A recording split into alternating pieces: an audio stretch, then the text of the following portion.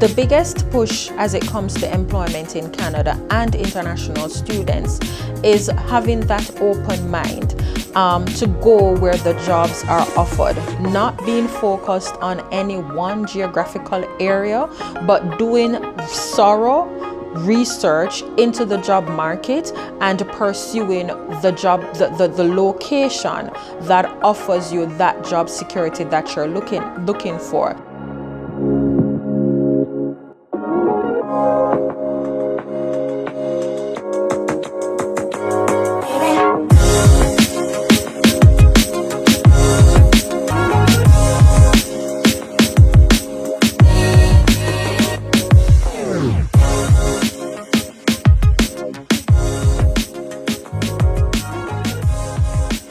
Hello and welcome to My Consultant Interview Series. Today we are joined by immigration consultant Jodi McDonald, also known as Miss Savannah.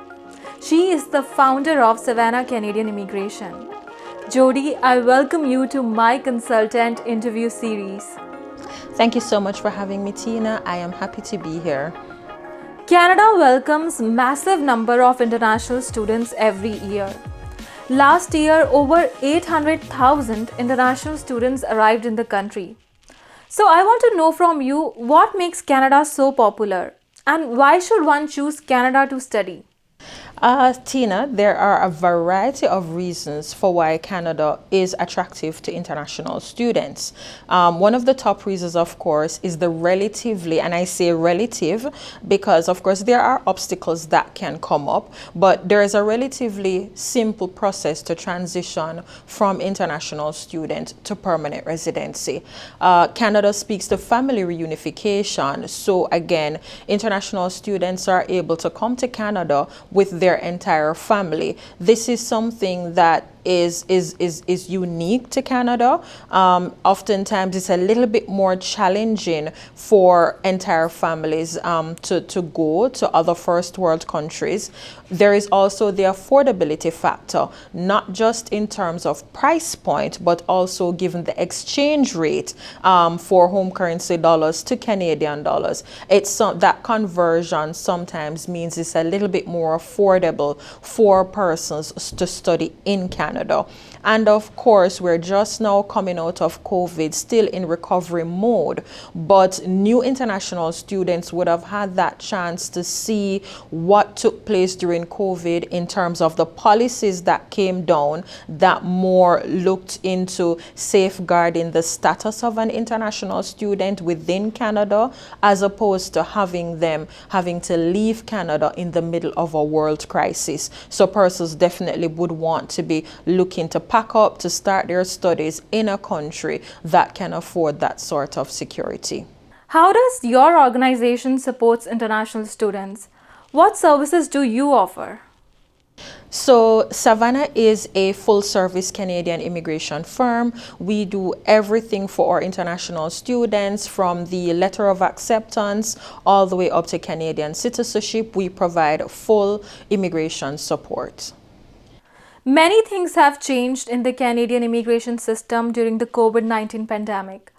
What these changes could mean for an international student who has just arrived in Canada or someone who is planning to come here soon? Okay, so changes speaking to international students who have not yet arrived in Canada, who are preparing that application to submit to their home visa office. The biggest change is the proof of support requirement. Prior to COVID, the proof of support was standard, one year proof of support along with 1 year's tuition. Since COVID, that proof of support has increased significantly, and so a lot of international students are being denied from their home country for not being able to demonstrate that new proof of support requirement. As it relates to in Canada, persons who are in Canada as international students, again, the policies that would have been implemented by the higher-ups would demonstrate that there is a significant recognition of the contribution that international students are making to the Canadian workforce.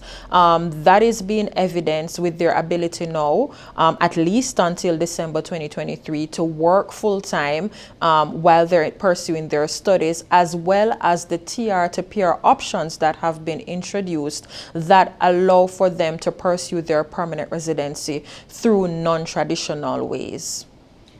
International students pay a huge amount of tuition fees and also manage their living expenses. So, how do you think they can make up to the cost that they have spent in their education? And how can they have better chances of getting return on investment through employment in Canada? Okay, so the biggest push as it comes to employment in Canada and international students is having that open mind to go where the jobs are offered, not being focused on any one geographical area, but doing thorough research into the job market and pursuing the the location that offers you that job security that you're looking for, that offers you that salary that you're hoping to get. If it is that international students have that open mind, they will see that return on investment in terms of branching out of that comfort zone and looking into other geographical areas to secure that job, given your work history, your educational background, and your newfound credential that you would have completed in Canada. What are the permanent residence opportunities for international students who are looking forward to building a life here after graduation? So the main options that they would have is, of course, Canadian Experience Class after working on their postgrad work permit for a year. There's also provincial nomination that they would qualify for, given the rules of whichever province they're living in. And in some instances, attaining that education credential in Canada actually contributes to the points for persons who would have previously been eligible under the Federal Skilled Worker Program, but just needed just those few additional points to get over that hump, moving out of just being qualified for express entry to now being able to compete well, given the points that are being pulled from the express entry pool. So those would be the options that international students would be looking at. And of course, since of late, any TR to PR policies that are introduced to support non-traditional ways of obtaining permanent residency. The transition to permanent residency can be challenging or time-consuming for some international students. So what advice would you like to give to them?